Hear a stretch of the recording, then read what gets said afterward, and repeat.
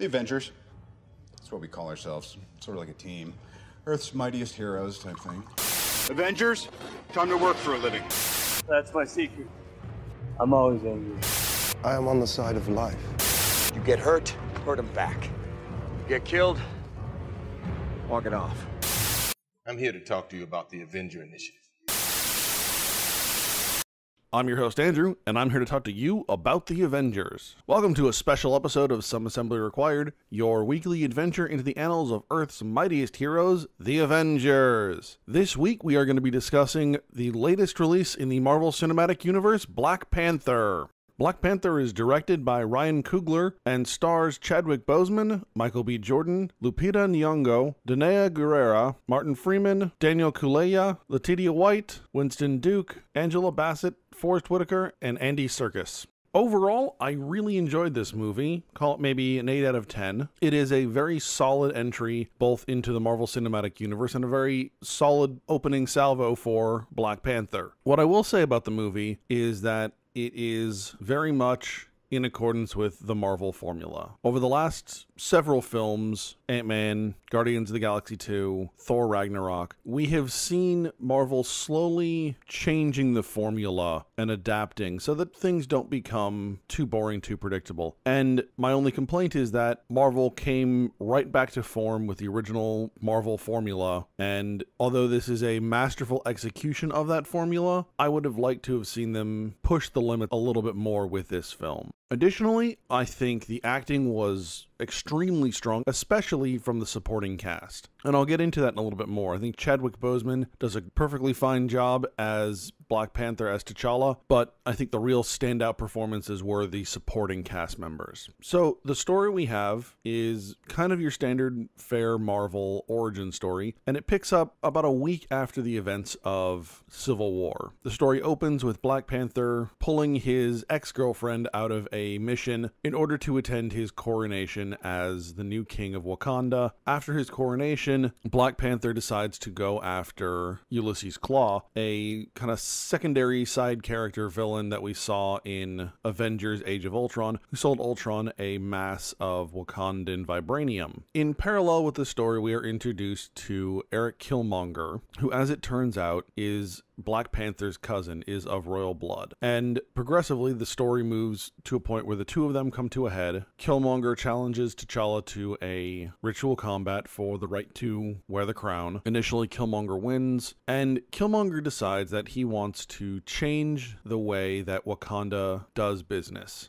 Until now, Wakanda has been what is effectively xenophobic and completely isolationist, going so far as to cloak their capital city, so that to the outside world, Wakanda appears to be a third world country full of farmers and herders. And that's kind of a reoccurring joke periodically throughout the movie, as we, the audience, knows that there's a lot more to Wakanda, but the outside world, the UN, Martin Freeman's character of Everett Ross, none of them understand what Wakanda's full potential is. Now that he's in control, Killmonger wants to help all of the African peoples of the world, and he wants to do this by distributing weapons and helping them rise up and overthrow their oppressors. Historically, Wakanda has always been opposed to fighting unless it is in their own self-defense, unless it is absolutely necessary. So this is a fairly radical change in policy for Wakanda. Obviously, our hero T'Challa comes back and is able to confront and defeat Killmonger, taking back the mantle of king. Now, I think one of the important things that's worth noting here is that when you watch the film, you expect that Killmonger wants to change the status quo and that T'Challa wants to maintain it the way it is. And in the end, T'Challa really takes the middle road, and that he begins to open up Wakanda and its technology and its social progress to the world, not as a conqueror, as Killmonger wanted, but through social outreach and education. So in a lot of ways, T'Challa still turns his back on the history and tradition of Wakanda, but he does so in a way that I think is more in keeping with and more honoring of that tradition. Again, the plot is somewhat predictable, right? Michael B. Jordan coming into the picture and his character of Killmonger briefly overthrowing T'Challa and then T'Challa coming back and reclaiming his rightful throne. A lot of those kinds of elements are very predictable. The fact that Killmonger ends up being the negative version of Black Panther, the Golden Jaguar,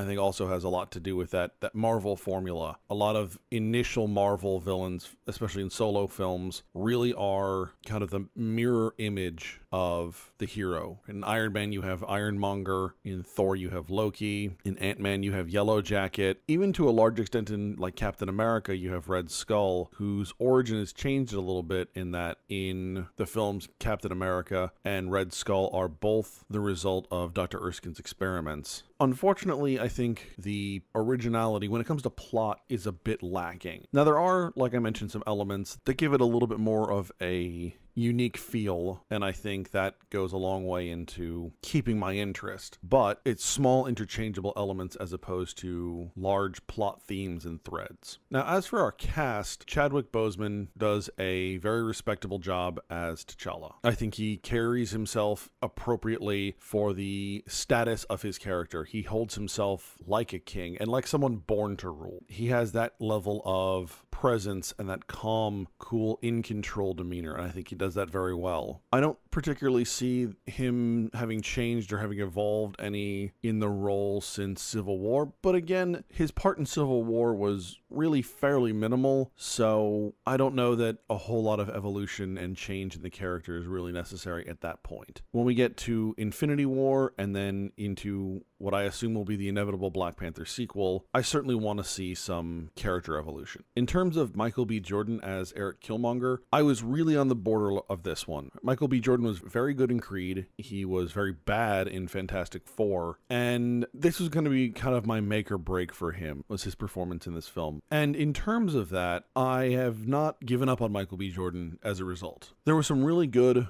really strong acting moments for him, especially when Killmonger's talking to his father and it goes back and forth between the character being a child and being the adult. When he's the adult, Jordan does a very good job of portraying someone who is trying not to give in to the emotions you know he's feeling. And even with that, he still breaks a little bit, and it's very nicely done. I think the character is written a little bit too over the top, a little bit too cliche, and so Jordan has to deal with that, and he does a reasonably good job with the material that he's given. If he were given better material, I believe that he would have done better. Martin Freeman's character, I really could have done without in the film. I don't know that he serves a whole lot of purpose except to try and tie this film in with the rest of the Marvel Cinematic Universe and tie the film back to Civil War outside of just Black Panther. So I could have done without Martin Freeman. Andy Serkis, on the other hand, did a fantastic job as Ulysses Klaue. The rest of the cast is so serious that Andy Serkis does a brilliant job of breaking that up just a little bit. His character is goofy and maniacal, and he just does a very, very good job with it.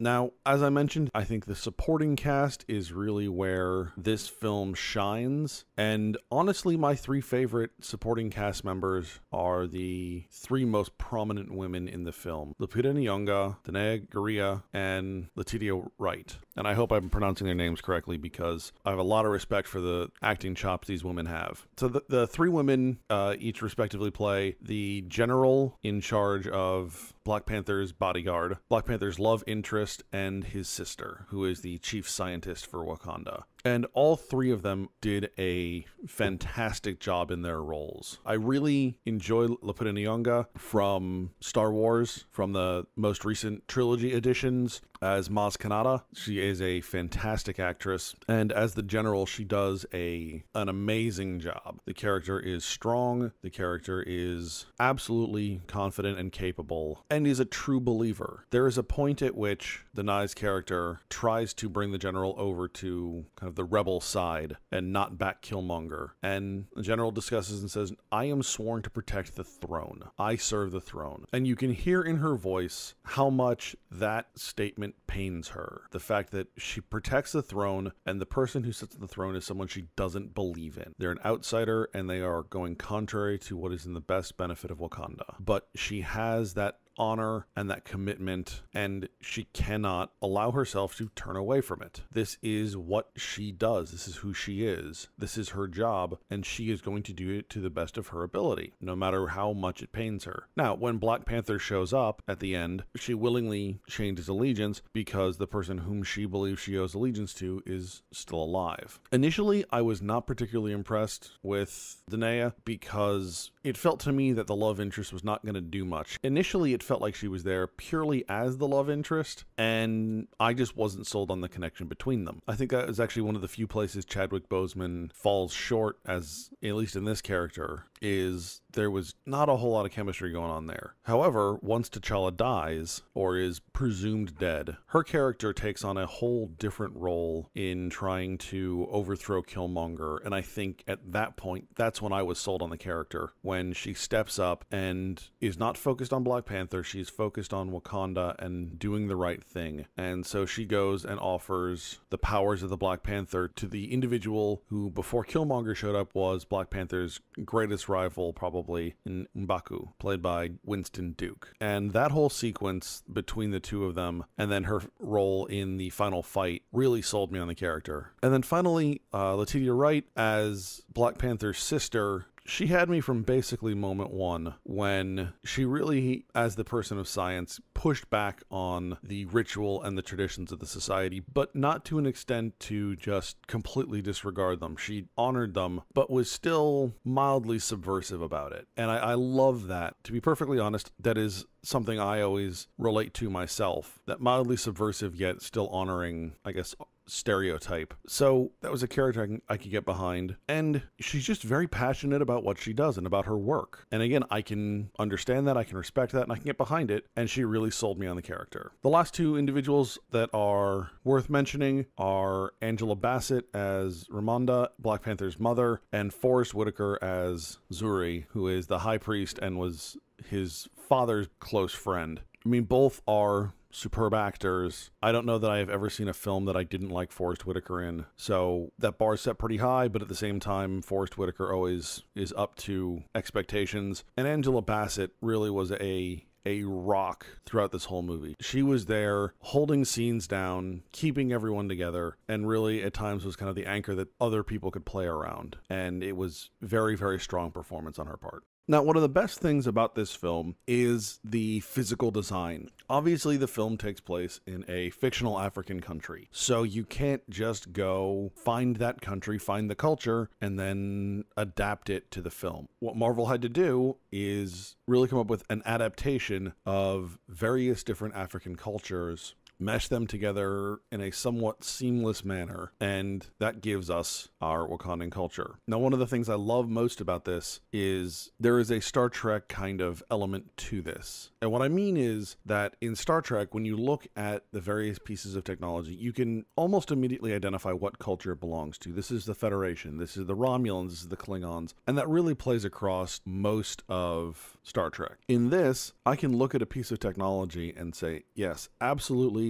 that is Wakanda. And I like that. It gives it a unique identity, which I think is something this culture needs. And if it was lacking, I think a lot of the film would fall flat. And this design element is not just the technology, it is in the clothing, it is in the buildings. I loved the buildings. Oh, I love the buildings. I loved the buildings because they looked African, and I guess more to the point, they didn't look European. All right, this is an entirely separate culture. They're not influenced by Western Europe, they're not influenced by other outside cultures, and you look at the buildings and you can tell, yes, this is a technologically advanced society, and to some extent, building and architecture has to follow some similar basic kind of guidelines for structures to be able to function, right? That's just basic engineering. But beyond that, there is a certain aesthetic that comes from the culture. If you look at a New York skyscraper, and then you look at something in like Tokyo or Shanghai or Singapore, there are differences. Look at Dubai. Again, all of these cultures have made these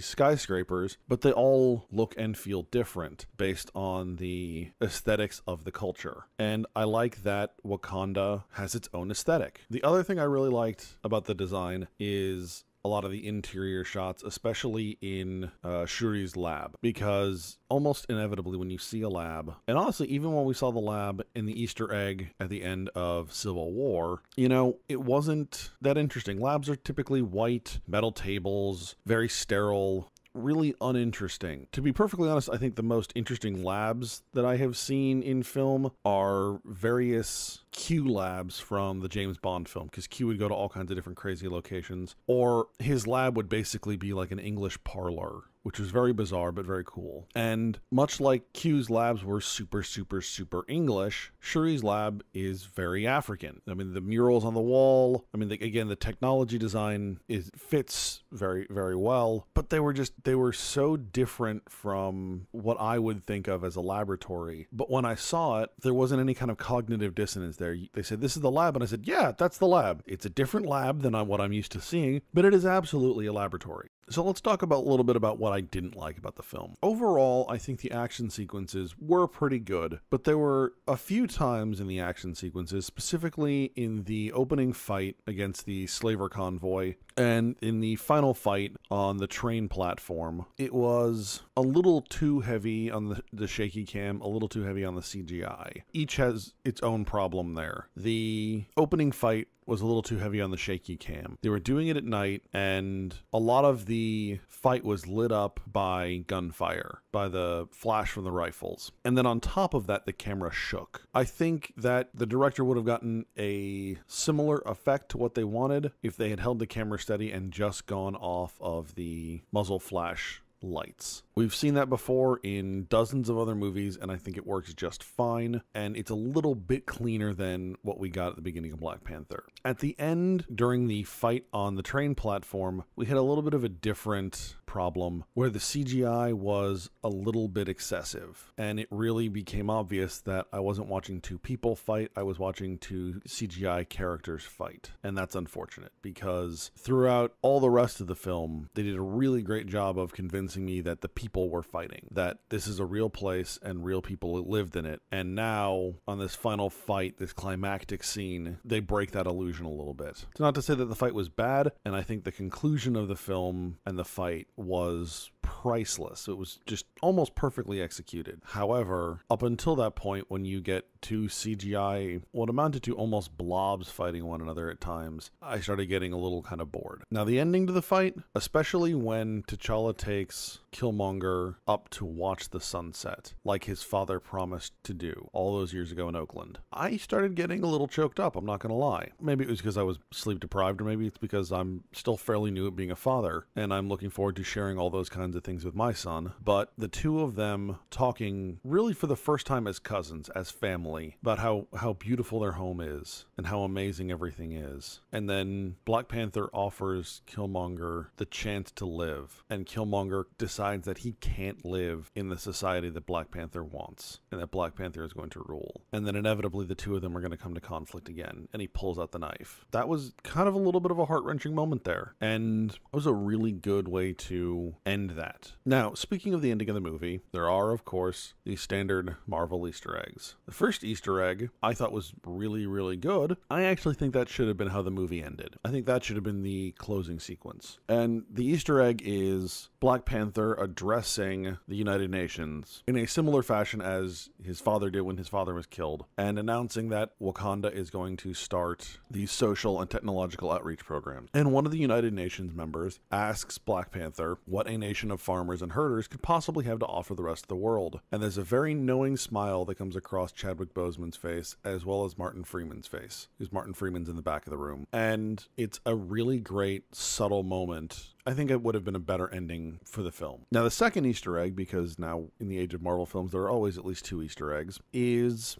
Shuri on the shore of a lake, and out of a hut comes Bucky, who is awake, and she is here to help teach him. It's not clear as to what. She says, "You have much to learn," but Bucky is awake after we saw him go into deep freeze at the end of Civil War, and they put him in this deep freeze so that they could figure out a way to deprogram him from his Soviet-era programming that allowed people to have control of him like they did during Civil War. So obviously, Bucky has been able to overcome this programming in some way, and obviously we don't know how. I wouldn't call it a letdown, but obviously we already knew that Bucky was going to be unfrozen because of his prominent role in the Infinity War trailer. That and his hair's prominent role. So wasn't all that much of an Easter egg, wasn't all that much of a surprise. I kind of wish it had gone on just a little bit longer and given us a little bit more information. I think maybe that would have made it a more worthwhile little tidbit, little tease, but it wasn't bad. It was just kind of, okay, that's nice. Last thing I want to talk about is the box office. So Black Panther was looking to have a big weekend no matter what. I mean, this is one of the biggest, I don't want to say hyped, but biggest Marvel openings in a while. We knew this was going to be a big movie based on the reviews, based on the ticket pre-sales, all of that. I don't think we quite understood how big this was going to be. Black Panther, for the 3-day weekend total, is at $192 million. It's currently about $800,000 over Avengers Age of Ultron, and this slides right in at the number 2 spot for highest opening weekend for an MCU film, only right behind Avengers. For the 4-day weekend, because it is coming out over the President's Day holiday weekend, they're looking at somewhere in the $218 to $220 million range. That is an astounding figure, and I think that is a spectacular indication for this character. Unfortunately, the Marvel Cinematic Universe has been somewhat plagued by a overall lack of diversity. Things are getting better, right? There are more and more characters of various ethnicities and what have you in the Marvel Cinematic Universe, but if we're being fair, it is still predominantly white. So for a character like this to have this level of opening, and for the film to be so representative of other ethnic groups and something that other film-going audience members can identify with, I think that's a big deal. I've gone to opening weekend of nearly every Marvel film, and in large part it is predominantly, certainly white male, and then to a lesser extent white male and female, overwhelmingly. Now that's not to say that's the only people who go, but that's a lot of them. This was by far the most mixed audience I have seen for a Marvel film, and I think that's a really good thing. Marvel's always going to have its fanboys that are always going to show up to every opening weekend. That's going to be a thing, just like DC has those people. Comic book movies are always going to have those people. It's how well the film reaches out to the rest of the world, to the rest of the audience. That makes the difference. And 192 million opening, that tells me we're reaching out to other people here. So my final thoughts on the film, again, it is a very solid entry into the Marvel Cinematic Universe. I'm looking forward to further exploring this character. I'm looking forward to sequels, and I'm looking forward to Avengers Infinity War. I think, unfortunately, in a lot of ways, Marvel played it safe by going back to their core formula. But having said that, the execution of that core formula was spot on. It was absolutely perfect. So if you're going to go the safe route like that, if you're going to do that, then you have to go perfect, and they absolutely executed. Remember, you can find us at AvengersAssembly.com. You can follow us on Facebook, Instagram, and Twitter, and you can find this podcast on iTunes, SoundCloud, and YouTube. If you'd like to be a part of the conversation, send your questions and comments to Andrew at AvengersAssembly.com. Next week, we will be returning to our regularly scheduled programming with Avengers number 53, In Battle Joined. All right, hey. All right, good job, guys. Let's just not come in tomorrow. Let's just take a day. You ever tried shawarma? There's a shawarma joint about 2 blocks from here. I don't know what it is, but I want to try it.